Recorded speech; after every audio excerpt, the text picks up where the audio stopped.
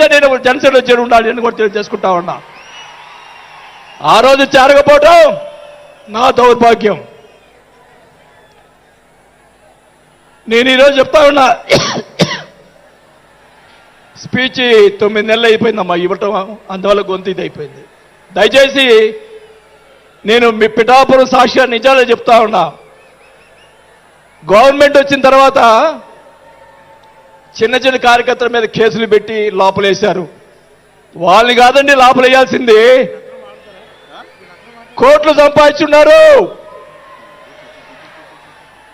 వాళ్ళని ఇంకా లోపలేలా, అదే నా బాధ. స్కాములు చేస్తున్నారు, కార్యకర్తలు పట్టించుకోలేదు. కోట్లు సంపాదించి ఈరోజు రకరకాలుగా మాట్లాడుతూ ఉన్నారు. పవన్ కళ్యాణ్ గారి గురించి మొన్న మాట్లాడాడు జగన్మోహన్ రెడ్డి గారు. ఏదో కౌన్సిలర్ అన్నాడు, ఏదో అన్నాడు. అయ్యా జగన్మోహన్ రెడ్డి గారు, మీ నాన్న దయతోటి నువ్వు ముఖ్యమంత్రి అయ్యావు. మీ నాన్న అంత అడ్డు పెట్టుకొని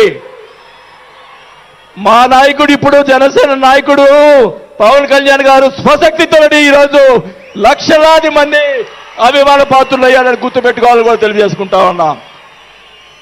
మీ నాయనతోటి వెనక ఒకసారి ముఖ్యమంత్రి అయ్యావు, ఇంకా చూద్దాం.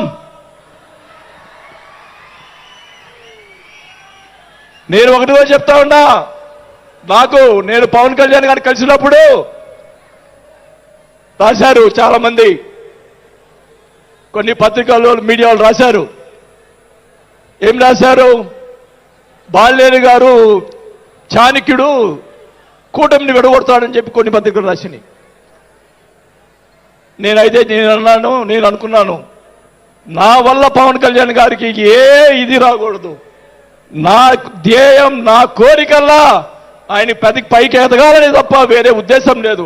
నేను ఆయన కలిసినప్పుడు ఒకటే అడిగా, అందరూ అనుకున్నారు ఎమ్మెల్సీ ఇచ్చి మినిస్టర్ ఇస్తారని చెప్పి కొన్ని ఇతర పత్రికలు రాశారు. నేను ఆయన ఏమీ అడగలేదు, ఒకటే అడిగా, సార్ మీతో నాకు సినిమాలు తీయాలని సార్ అని అన్నా.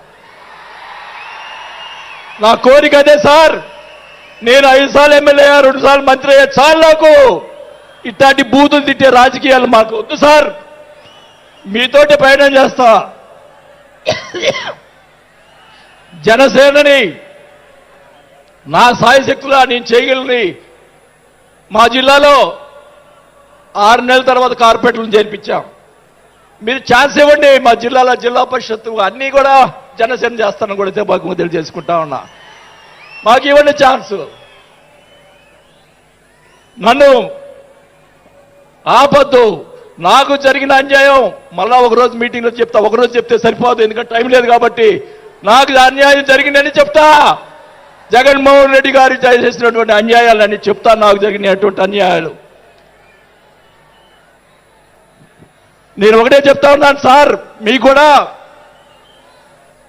దయచేసి జనసేన కార్యకర్తని చూస్తున్నాను. అన్ని నియోజకవర్గాల్లో ఎమ్మెల్యేలని చాలా మంది గెలిపించారు, కార్యకర్తల్ని జనసేన వాళ్ళని పట్టించుకోవటం లేదు. దయచేసి చంద్రబాబు నాయుడు గారు, పవన్ కళ్యాణ్ గారు ఇద్దరు కూర్చొని ఒక ప్రెస్ మీట్ పెట్టి ఎమ్మెల్యేలందరికీ ఫిరాయించండి. జనసేన కార్యకర్తలు కూడా మీరు వాళ్ళకి రావాల్సినటువంటి రేషియో ప్రకారంగా వాళ్ళు కష్టపడి పనిచేశారు. ఇప్పుడు తెలియదు ఆ బాధ. రేపు ఎలక్షన్ తెలుస్తుంది. వాళ్ళు ఖర్చుని వాళ్ళు అడుగుతారు రేపు, దానికి సమాధానం చెప్పాల్సిన బాధ్యత ఆ ఎమ్మెల్యేలకు ఉంటుంది. కాబట్టి ఇద్దరు కూడా ఇప్పుడే వెంటనే అది చేస్తే మీకోసం ప్రాణాలు ఇచ్చేవాళ్ళు ఉన్నారు ఇక్కడ. అలాంటి వాళ్ళని మనం కాపాడుకోవాలి. కాబట్టి మీరు అంటే నేను ఇలా మాట్లాడుతున్నానని అనుకోకుండా మన నాయకుడు బాగుండాలని కోరుకోవాలి.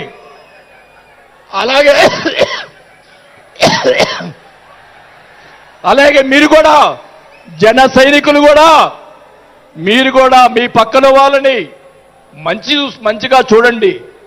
మన పార్టీ పైకి తీసుకొచ్చేదానికి మన నాయకుడు ఇంకా ఎదిగేదాని కోసం ఇంకా కూడగొట్టుకోవాల్సిన బాధ్యత కూడా మీ మీద ఉందని కూడా ఈ సభాముఖంగా తెలియజేసుకుంటా ఉన్నాం.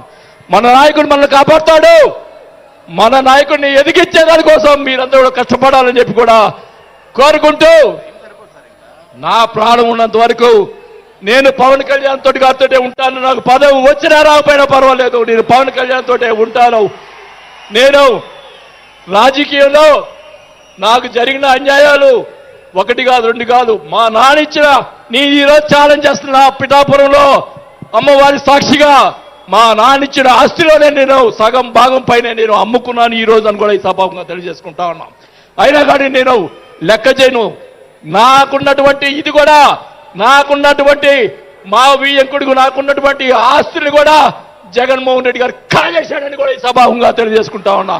కాబట్టి అది త్వరగా మీరు చెప్తాను, అవన్నీ కూడా తెలియజేసుకుంటూ ఈరోజు మీరు నన్ను దయచేసి ఇప్పుడు ఈ మాట్లాడిన దానికి ఇంకా రేపు ఒకటే కౌంటర్లు వస్తాయి నాకు తెలుసు.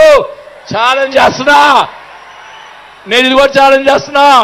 చంద్రబాబు నాయుడు గారు కూడా అడుగుతా ఉన్నా, మొత్తం మొన్న జరిగినట్టు ఉన్నటువంటి ఎమ్మెల్యేలు అందరి మీద ఎంక్వైరీ, నా మీద కూడా సహా ఎంక్వైరీ చేయండి. ఎవరు అన్యాయం చేశారో, ఎవరు తప్పులు చేశారో, ఎవరు కోట్లు సంపాదించారో మొత్తం బయట పెట్టాలని కూడా ఈ సభాగా తెలియజేసుకుంటా ఉన్నా. ఈ ఉక్రోషం, ఈ బాధ నాకు తెలుసు, మా కుటుంబానికి తెలుసు, మా కుటుంబం ఎంత ఇబ్బంది పడిందో నాకు తెలుసు. కాబట్టి పవన్ కళ్యాణ్ గారు ఆయన ప్రతిపక్షంలో ఉన్నప్పుడు కూడా బాల్యం లాంటి మంచి వాళ్ళు అని అన్నప్పుడే నాకు ఆ రోజు నేను చేరుండాల్సింది పవన్ కళ్యాణ్ గారిని. కానీ ఈరోజు అది నాకు ఆ రోజు రాత బాగాలేదు కాబట్టి ఈరోజు ఇలా ఉన్నాను. నాకు పోయినా పర్వాలేదు, కానీ నేను ఆయన సేవ చేసుకున్నాను. కానీ నా కోరిక, నాకు రాజకీయ పదవి వచ్చిన కాబట్టి నాకు ఒక కోరిక ఏంటంటే పవన్ కళ్యాణ్ గారు నాకు మాట ఇచ్చాడు సినిమా తీస్తానని. ఆ సినిమా తీస్తే చాలని చెప్పి కూడా శ్రీబాబుగా తెలియజేసుకుంటూ సెలవు తీసుకుంటున్నా. జై జనసేన. గౌరవనీయులు తెలంగాణ రాష్ట్ర ఇన్ఛార్జ్ శ్రీ వేమూరి శంకర్ గౌడ్ గారిని మాట్లాడుతుంది. దయచేసి తక్కువగా 1.5-2 నిమిషాలు అందరూ కూడా టైం దయచేసి. జనసేన ఆవిర్భావ సభ శుభాకాంక్షలు అందరికీ. అదేవిధంగా